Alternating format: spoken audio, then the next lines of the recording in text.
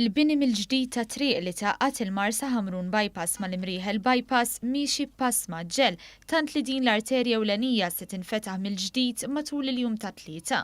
Kellima l-Infrastruttura Malta għall-It-Triq kellha tibqa' magħluqa sal-ġimgħa iżda ħafna mix-xogħol tlesta qabel wara żieda fir-riżorsi. Dan minn barra li x-xogħlijiet fuq il-pedamenti u l-asfalt bdew matul il-lejl li għadda bit-triq ser tkun tista' tinfetaħ mill-ġdid mit-tlieta filgħodu u tingħalaq biss bil-lejl. Spjega li l-bini mill-ġdid ta' din il-parti ta' triq qed isir b'inqas diffikultajiet għas-sewwieqa li jgħaddu mill-inħawi.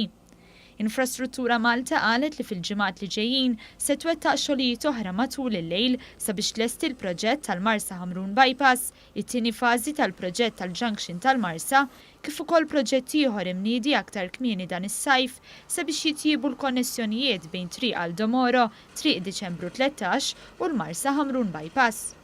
Il-kap eżekuttiv ta' Infrastruttura Malta Fredrika Zoppardi qal li sal-aħħar tax-xahar il-Marsa-Ħamrun bypass se tkun lesta u tinfetaħ b'6 korsiji minflok 4. Fl-istess waqt qal li partijiet minn triq Diċembru 13 u triq Għall-Domoro se jkollhom aktar korsiji. Qal li b'hekk se jkomplu jonqsu d-diffikultajiet fl-ivvjaġġar minnu lejn in-nofsinhar tal-pajjiż.